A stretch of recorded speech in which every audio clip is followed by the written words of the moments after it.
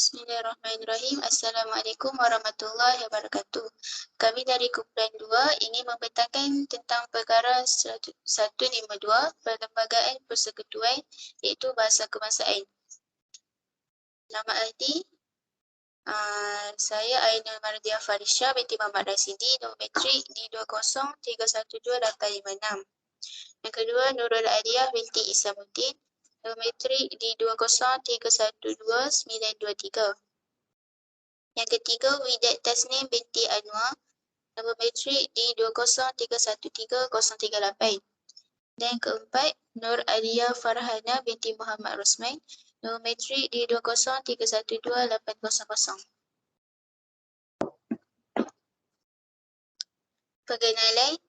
Perkara 152 dalam Perlembagaan Persekutuan sangat jelas menyatakan bahasa Melayu ialah bahasa kebangsaan dan hendaklah ditulis dalam apa-apa tulisan sebagaimana yang diperuntukkan dengan undang-undang oleh Parlimen.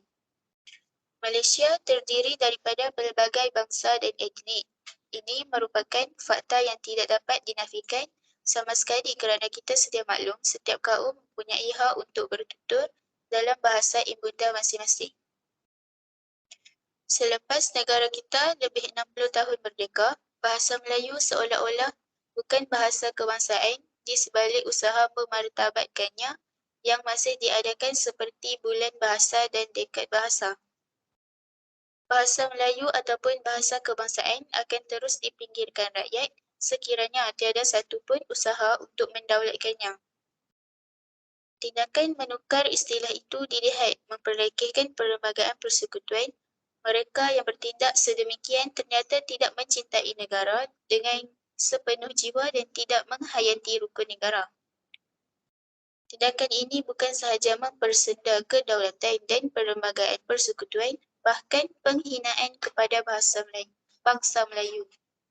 Bincangan termaktub dalam perkara 152 Perlembagaan bahawa bahasa Melayu adalah bahasa rasmi iaitu bahasa kebangsaan.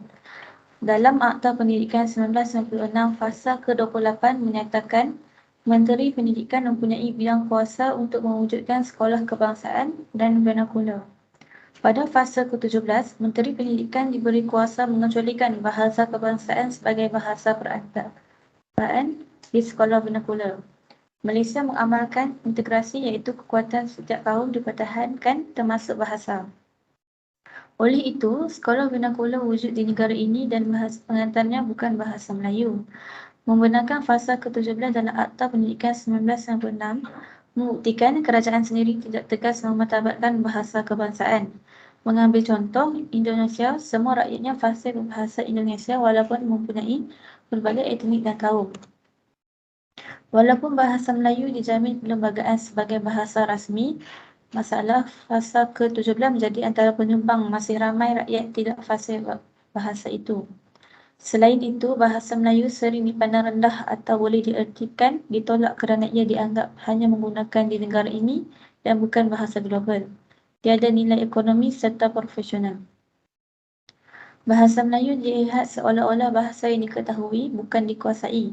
Hal ini diburukkan lagi apabila segelintir warga negara tidak boleh bertutur dalam bahasa Melayu dengan baik ketika berurusan dalam sektor kerajaan sehingga terpaksa meminta bantuan orang lain. Malangnya, golongan ini tetap mengaku mereka rakyat Malaysia. Bahasa Inggeris menjadi keutamaan kerana globalisasi dan kolaborasi di peringkat antarabangsa. Tetapi janganlah kita meletakkan bahasa Melayu di peringkat jauh lebih rendah daripada bahasa-bahasa lain. Di manakah martabat bahasa Melayu jika rakyat sendiri tidak meletakkannya pada kedudukan tertinggi? Kerajaan perlu ada ketegasan politik untuk memastikan bahasa Melayu sebagai satu-satunya bahasa yang diangkat kedudukan pada tahap tertinggi. Kerajaan juga perlu lebih bijak menangani masalah sekolah vernakular iaitu fasa ke-17 dalam Akta Pendidikan 1996 yang patut dihapuskan. Seterusnya, kesan kurang penguasaan bahasa Melayu.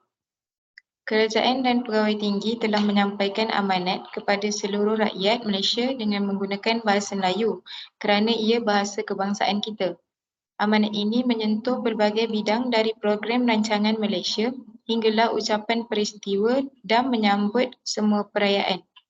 Menyampaikan amanat dalam laras bahasa tinggi tidak menjadi masalah, tetapi jika kita melihat keadaan di Thailand dan Indonesia yang menerapkan sistem pendidikan kebangsaan tunggal, ia tiada masalah bagi Perdana Menteri atau Presiden mereka berucap dalam bahasa kebangsaan mereka lantas sangat difahami oleh rakyat mereka. Situasi agak berlainan di Malaysia, kita membenarkan seutama di negara ini memilih sistem pendidikan yang berbeza-beza untuk anak mereka. Jadi kebanyakan orang-orang Melayu hantar anak ke sekolah kebangsaan, lalu orang Cina hantar anak mereka ke sekolah jenis kebangsaan Cina dan orang India hantar anak ke sekolah jenis kebangsaan Tamil.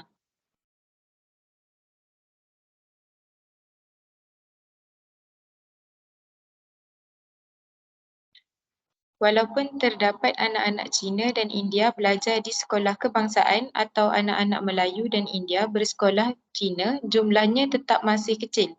Jumlahnya belum memberi impak ketara terhadap perubahan sistem pendidikan itu dan penguasaan bahasa kedua mereka. Sewajarnya, dalam pengurangan penguasaan mereka dalam bahasa Melayu, pendidikan vernakular juga telah disediakan oleh pengajian peringkat tinggi terutama dalam sistem pendidikan Cina. Situasi ini menjauhkan mereka dari penggunaan dan pemahaman bahasa Melayu. Mereka yang mendewasa dari sistem pendidikan vernakular ini tidak boleh dipersalahkan kerana perlembagaan dan keputusan politik sejak awal kemerdekaan telah membenarkannya. Akibatnya, amanat yang penting ini disampaikan dalam bahasa Melayu hanya difahami oleh orang Melayu serta sedikit Cina dan juga sedikit India yang menguasai 4 bahasa Melayu dengan baik. Majoriti bukan Melayu tidak dapat difahami apa yang kita sampaikan. Situasi keterbatasan penyebaran maklumat ini cuba diatasi dengan cara menterjemahkan amanat penting itu ke dalam bahasa Cina dan Tamil. Meskipun diterbitkan dalam akhbar-akhbar vernakular pada hari yang berikutnya atau beberapa hari kemudian. Kaedah ini dapat membantu menyebarkan maklumat namun bukanlah maklumat asal dalam bahasa Melayu yang menjadi bahasa kebangsaan semua warga negara. Kesimpulannya, sebagai rakyat Malaysia, kita hendaklah berusaha bagai berat sama dipikul, ringan sama dijinjing untuk mengangkat bahasa kebangsaan kita dan meletakkannya di dalam jiwa bangsa sekaligus membuang rasa mengagung-agungkan bahasa lain, terutamanya bahasa Inggeris dalam diri kita. Ini amanah penting supaya bahasa kebangsaan akan terus dapat dipelihara kekal selamanya. Sebab kata pepatah, yang kurik itu kendi, yang merah itu saga, yang baik itu budi, yang indah itu bahasa. Pada 4 November 2009, terdapat sebuah akhbar yang menyatakan bahawa bahasa Melayu dipinggirkan.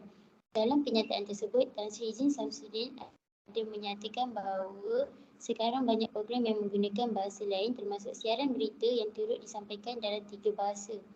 Mengapa kita tidak menggunakan bahasa kebangsaan untuk menyampaikan maklumat? Jadi jelaslah di sini bahawa sebagai rakyat Malaysia, kita perlulah bersama-sama untuk mengangkat bahasa kebangsaan.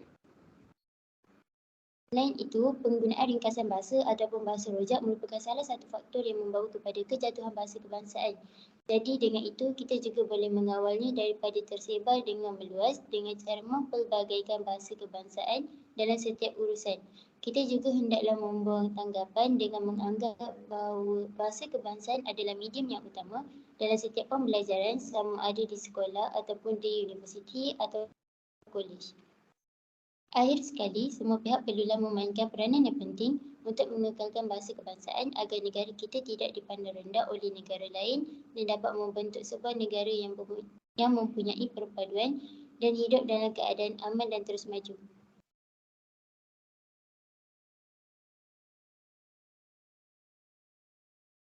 Berikut adalah antara kerata akhbar yang telah dinyatakan pada kesimpulan. Sekian daripada kami, terima kasih.